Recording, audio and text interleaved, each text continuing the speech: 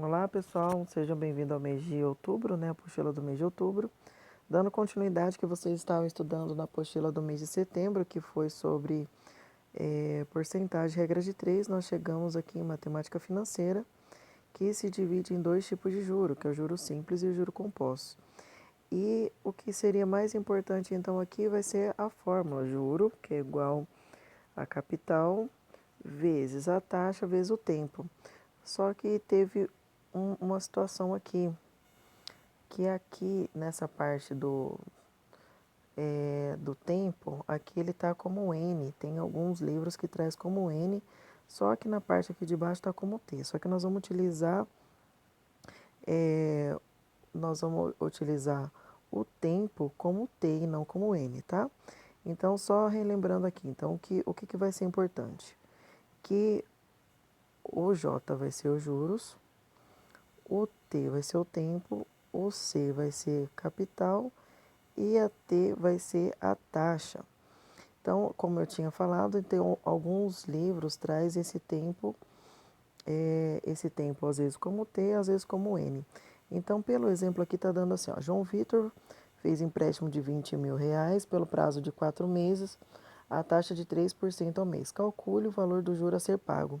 Então, o que seria importante aqui, como qualquer outro exercício, é você obter essas informações do lado. Então, colocar o que é a capital, o que vai ser o juro, o que vai ser a taxa. Lembrando que essa taxa sempre vocês vão ter que dividir por 100 e ter o tempo que foi colocado aqui. Então, o que acontece? Ó, foi só substituir, foi resolvido os valores. Não pode esquecer que essa taxa aqui de 3, lá está assim, ó, 3%.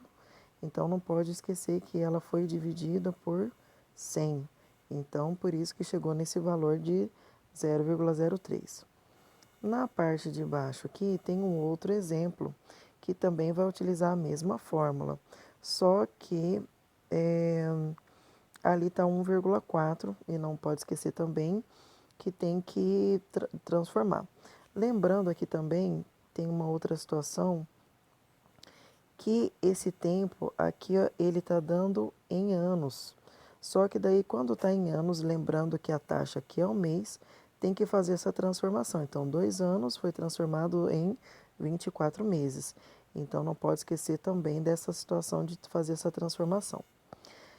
Tem uma outra fórmula que ela é dada na matemática financeira do juros simples, que o montante é a capital mais os juros. E esses juros ele dá ali, ó, 1 mais I vezes o N, que seria o próprio tempo, como eu falei para vocês, que às vezes ele pode dar como T, ou às vezes ele pode ter dado como N. Então, esses dois exemplos aqui, como eu não consigo descrever ele aqui para vocês, por enquanto eu só vou falar, mas num outro vídeo eu vou fazer ele passo a passo para vocês poderem entender, tá? Então, na outra parte aqui, vocês têm então o juros compostos. Os juros compostos, ela é um pouco mais complicada e vocês vão ter que usar a calculadora. Por que vai ter que usar a calculadora?